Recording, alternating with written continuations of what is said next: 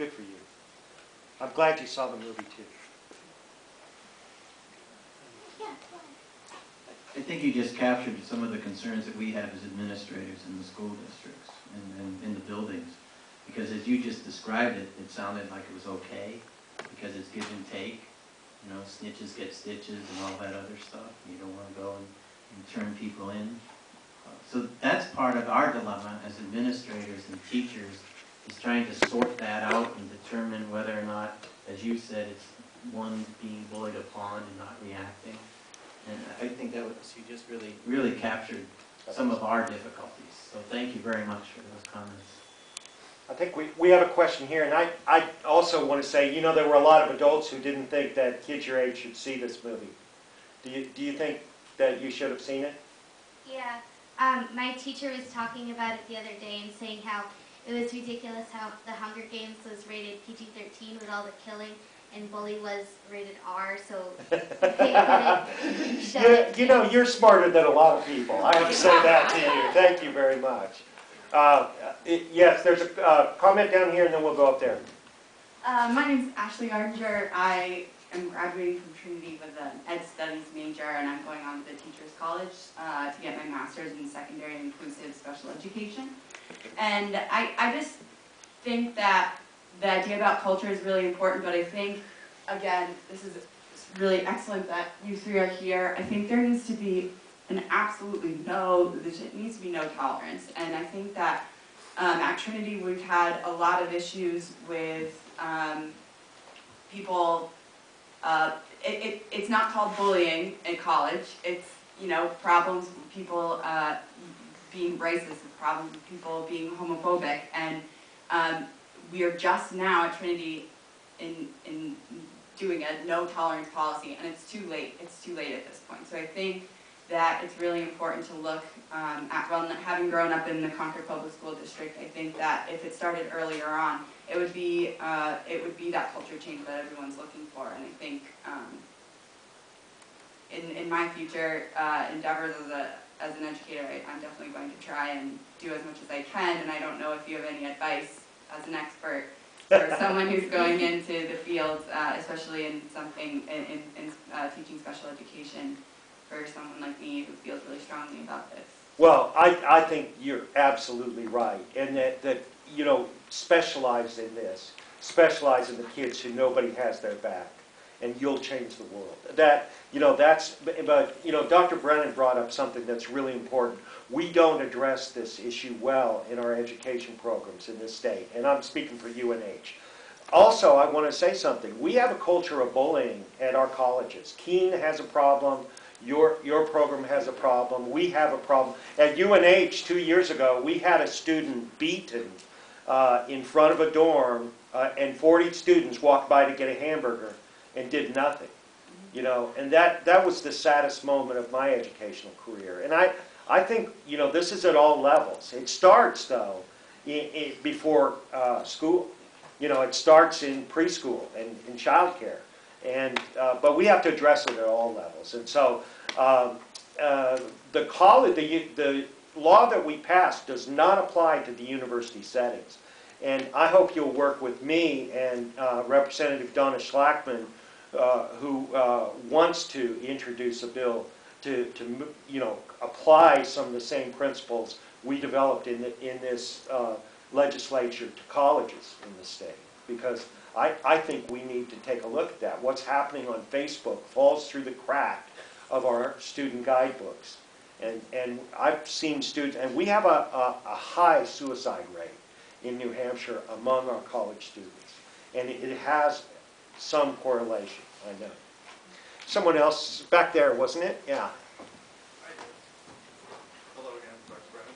This is Friday, and we had to keep meeting like this, actually. Since you provided a dose of reality, I'm a parent of two Manchester school district kids, one middle, one high school.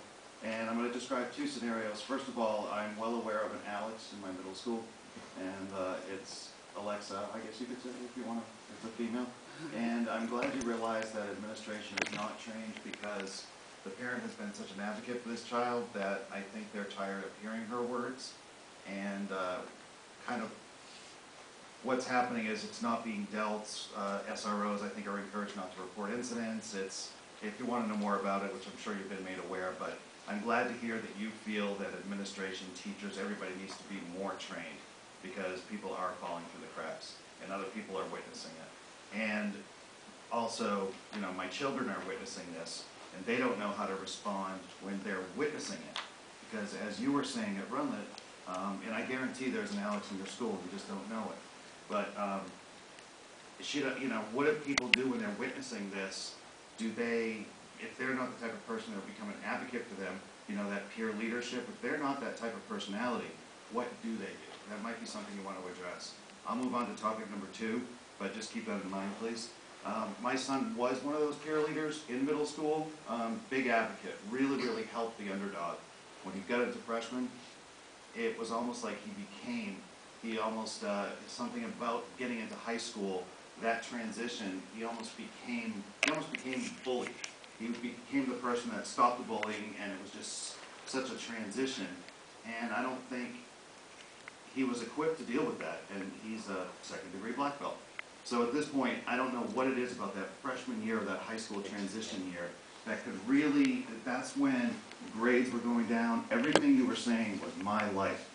So I don't know who is not equipped to deal with this, whether parents are not prepared. I don't know, but it was a reality I had to deal with very quickly. So 2 things. You have a response? Well, again, I think you captured my concern in terms of how equipped we all are, whether it's as a parent, as a student, as a teacher, administrator. You know, this whole notion about college at Trinity and other places, you can see where hazing really is another word for bullying in one way or another, but it's quote-unquote accepted, or has been.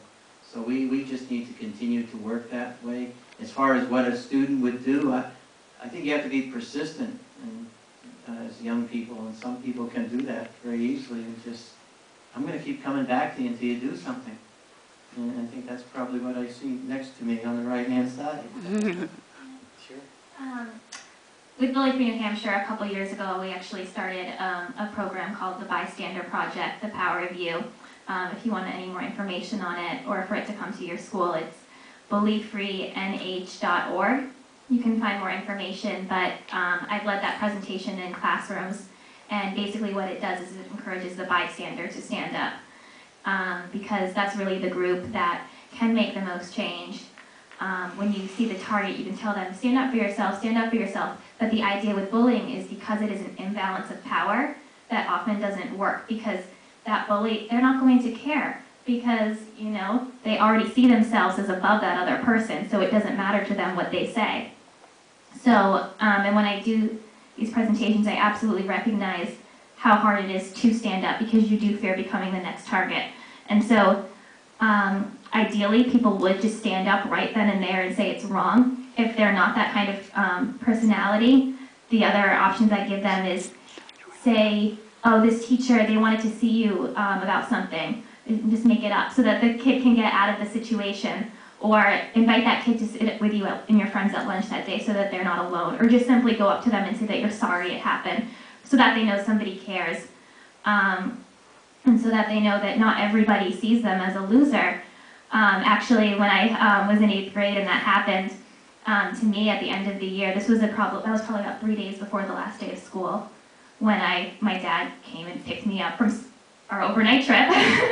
And so I definitely thought that my whole class thought I was a loser, and the next day a guy asked me out. So, you know, I knew that then and there that, you know, not everybody thinks I'm a loser. And so that's, you know, and that you just be a friend to somebody and to show that you see them as an equal, and that's the best thing you can do.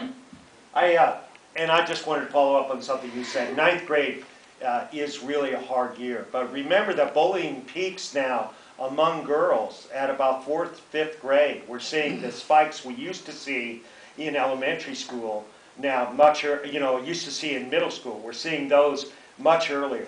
That really, you know, this problem starts in preschool.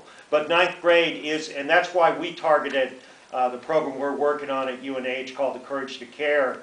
We targeted 6th, 7th, and 8th graders because we thought we could help prepare them to be upstanders in that instead of bystanders in that 9th grade year. But I think that we've really got to keep taking a look at 9th grade, and because that imbalance of power, being the new kid in the high school, makes it really hard. In some ways, I'm more in favor of the old traditional junior high, where the 9th graders were on top, but it always puts somebody as the underdog. But class is one of the imbalances of power that causes a lot of bullying. Absolutely, and I can tell you straight out that his opinion of high school has not changed since that year. Yeah. I have a question for you, Malcolm. One of my criticisms of the current law is it is a kind of a closed loop. It's essentially, there's the school board and the school has to have a policy, they have to implement the policy, they have to have immediate response, but it really doesn't go much further than that. If someone out in the audience, just feels like the situation is not getting better, that maybe some additional resources Yes. are needed, are there places and people they can call? Yes. First of all, one of the places that any of you could call or go to online is Bully Free New Hampshire.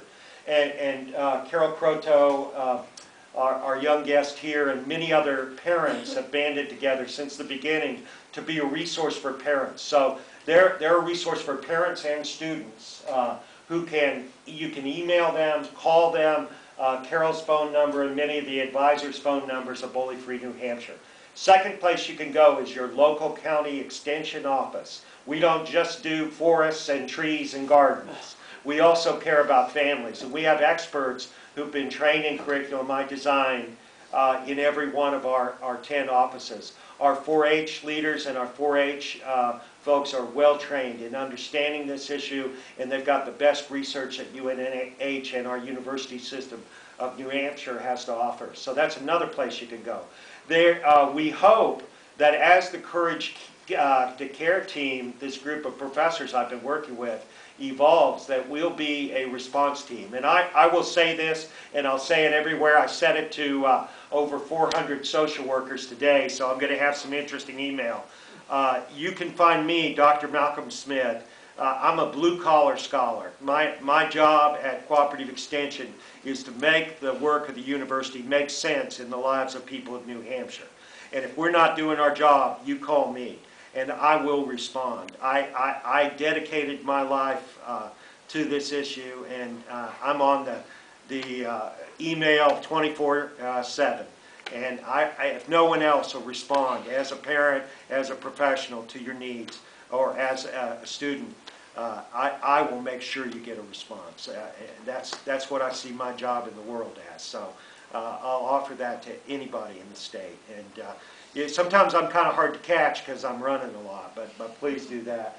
I think the other thing, and I have to say this, I've been out speaking over the past 2 years to nearly every educator in New Hampshire. I've met our teachers on this issue face to face, and some of them I've got right in their face about it. And I'll tell you what, this dialogue that began with the new law has changed all of us in New Hampshire. We're talking about it. We're openly talking to our kids about it, and we got to keep that up every day, because what's at stake is the future of our kids, and that's really important. I'd like to take your question, but I have to tell you, it's 9 o'clock and this place needs to close down. So God bless you all for coming out tonight. I hope you'll encourage other people to come see the movie. We'll have another discussion like this on the 17th here in the theater. Thank you very much.